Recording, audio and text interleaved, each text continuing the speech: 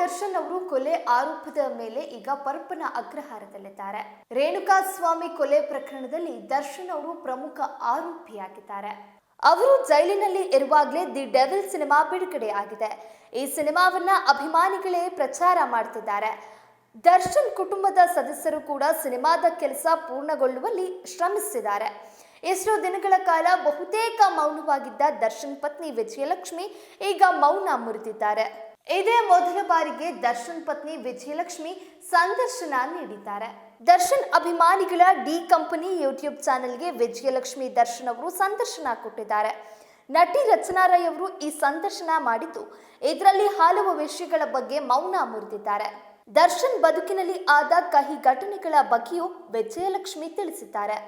ಅಲ್ಲದೆ ದರ್ಶನ್ ಅಭಿಮಾನಿಗಳ ಕುರಿತು ಕೂಡ ತಮ್ಮ ಅನಿಸಿಕೆ ಹಂಚಿಕೊಂಡಿದ್ದಾರೆ. ಸೋಷಿಯಲ್ ಮೀಡಿಯಾದಲ್ಲಿ ಈ ಸಂದರ್ಶನದ ಪ್ರೊಮೋ ಸಖತ್ ವೈರಲ್ ಆಗ್ತಿದ್ದು, ಸದ್ಯದಲ್ಲೇ ಪೂರ್ತಿ ಸಂದರ್ಶನದ ವಿಡಿಯೋ ಕೂಡ ಸಿಗಲಿದೆ. ಕೆಲವು ಮುಖ್ಯವಾದ ಪ್ರಶ್ನೆಗಳಿಗೆ ವಿಜಯಲಕ್ಷ್ಮಿ ದರ್ಶನ್ ಅವರು ನೇರ ಉತ್ತರ ನೀಡಿದ್ದಾರೆ.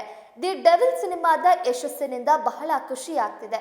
ದರ್ಶನ್ ಇಲ್ಲದೆ ಇದ್ರೂ ಕೂಡ ಅಭಿಮಾನಿಗಳು ಅವರ ಸಿನಿಮಾವನ್ನ ಮತ್ತು ಅವರನ್ನ ತಲೆ ಮೇಲೆ ಹೊತ್ಕೊಂಡು ಮೆರೆಸ್ತಾರೆ ಎಂಬುದಕ್ಕೆ ಇದು ಉದಾಹರಣೆ ಅಂತ ತಿಳಿಸಿದ್ದಾರೆ. ಎಲ್ಲವೂ ಚೆನ್ನಾಗಿ ನಡೀತಾ ಇದ್ದಾಗ ದರ್ಶನ್ ಜೀವನದಲ್ಲಿ ಒಂದು ಶಾಕಿಂಗ್ ಘಟನೆ ಜರುಗಿದೆ.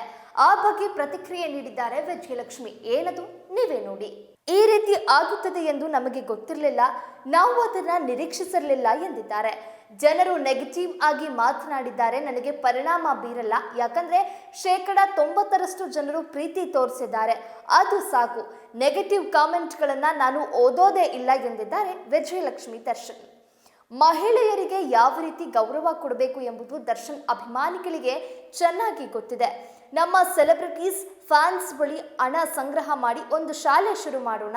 ಅವರನ್ನ ಈಗ ಅನಕ್ಷರಸ್ಥರು ಅಂತ ಯಾರೆಲ್ಲ ಹೇಳ್ತಾ ಇದ್ದಾರೋ ಅವರನ್ನೇ ಕರೆದುಕೊಂಡು ಬಂದು ದಯವಿಟ್ಟು ಶಿಕ್ಷಣ ನೀಡಿ ಅಂತ ಹೇಳೋಣ ಎಂದು ವಿಜಯಲಕ್ಷ್ಮಿ ಪ್ರತಿಕ್ರಿಯೆ ಕೊಟ್ಟಿದ್ದಾರೆ.